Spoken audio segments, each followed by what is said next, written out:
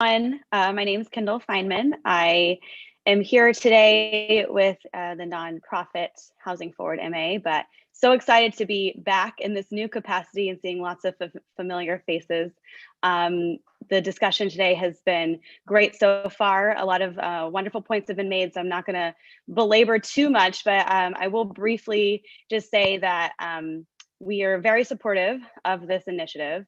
As a nonprofit research and education organization focused on providing data-backed policy solutions to reducing the Commonwealth's housing shortage, we support the removal of unnecessary obstacles and costs that hinder the creation of affordable workforce housing. Across markets and housing types, mandatory parking minimums have proven to be a significant barrier and artificial constraint that increases the cost of housing, disproportionately affecting middle and low income households. An abundance of research proves how municipal parking requirements inflate the costs of new homes and create an excess supply of parking compared to actual demand. One study from 2016 found that the cost of garage parking increases a household's rent by approximately 17%, whether or not the tenant owns a car. Another report released earlier this year found that current parking practices are comparable to about a 10 to 15% tax on new development. And this number can be much higher in areas with high land costs, like Greater Boston, and have a greater negative impact on the development of lower priced affordable housing. And I know this has kind of been one of the crux of the discussions today, and I just want to also kind of build on what has already been said, that it's important to remember that reducing or eliminating mandatory parking minimums does not eliminate parking. On the other hand, it allows the parking ratio to be determined by the context of a project and the actual demand of those who will live there. With a move toward active transportation and the rise of shared mobility options, new homes often end up with fewer parking spaces than the outdated mandatory minimums require, but at the expense of a costly variance process and the potential for further appeals.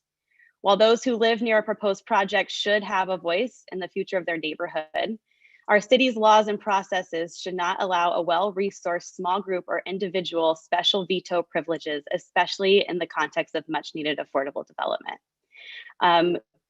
We really thank Councilors O'Malley, Councilor Bach for bringing this forward, for acting so quickly after we've all seen over the last couple of months how parking minimums are being used in the courts.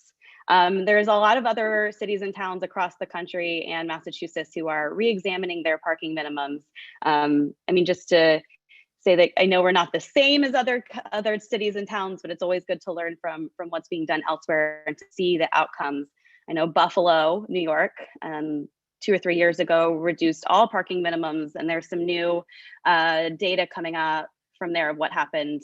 Some housing projects actually had more than the former required minimums based on where they were, but they're definitely seeing a lot less in transit-oriented places, and it's kind of showing how it plays out where context can be brought into the discussion of each project.